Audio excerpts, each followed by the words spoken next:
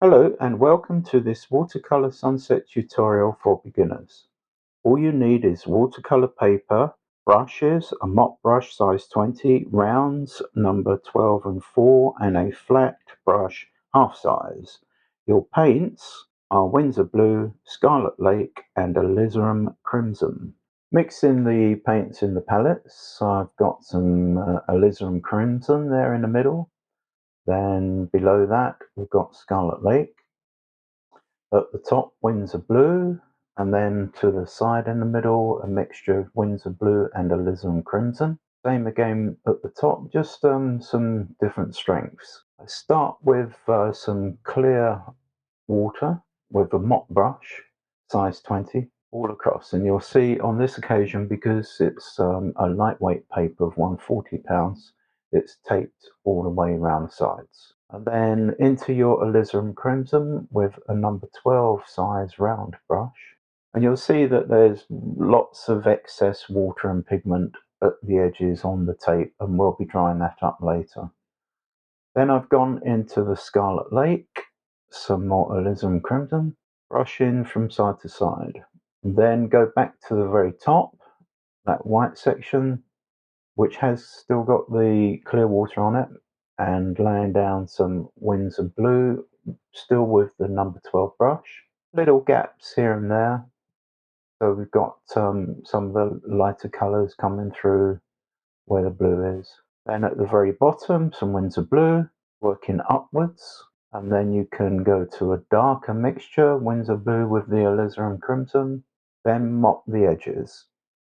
So we got a nice transition in the painting, and it, as always, has dried lighter. Then with your number 12 brush, a 10 will do if you don't have a 12, but I just emphasize you want one with a nice point to it, one that hasn't worn down too much. And then we're just following the mountains, and we're laying down some clear water all the way down to where we have the bank to the water, lake or river, whatever it is. And then whilst that's still wet, take your smaller brush, something like a number 4 round, and we've got that mixture of Windsor Blue and alizarin crimson, and start at the top of the mountain range, drop that pigment in, work down, and it will be lighter at the top of the range and slowly fade as it comes down to the water's edge. So whilst that's still wet, lots of wet in wet going on here, darken a mixture,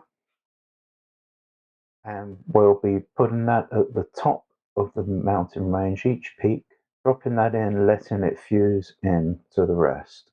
So it gives a nice variation of darker at the top and gradually getting lighter as it comes down to the water's edge. Then with your darker mixture, number 4 brush, you can do the trunks of the palms. Normally I would start at the bottom and work my way up, but I am having to keep the paper in one place for the purpose of the video. So sometimes I would have to paint slightly different from what I'd normally do, because apart from washes of wet in wet, of course, you would be able to move the paper around to get a nice angle for actually painting certain detail. But for the video, I'm keeping it all in one place. And then with your small brush, which you can keep to a number 4, or you could go thinner still to a 2, or whatever is comfortable for you, to do the palms. And you'll see lots of overlapping of one palm tree to another, which is part of the charm of this. So one's pointing one way, one's pointing another way, so it's more interesting.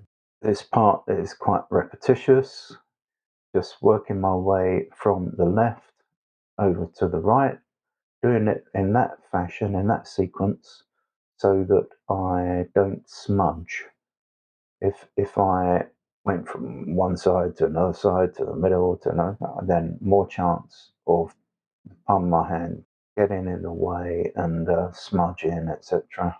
As I said, you can see they overlap, and that's fine. Keeps it interesting.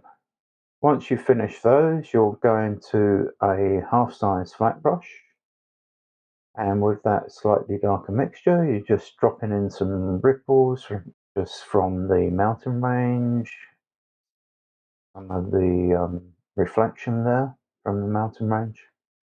And then once we've done that, you'll do some reflections from the palms. So the trunks coming down. I wouldn't spend a lot of time trying to do intricate reflections or even doing reflections of the palms themselves. I would just concentrate mainly upon the trunks of the palms. That would be enough to tell the story.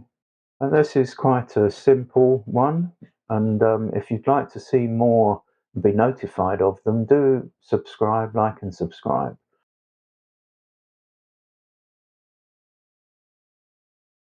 And now here's the reveal, taking off the tape. And I think that looks quite effective. Thanks for painting along with me if you try this one. Thanks for watching, and we'll see you next time.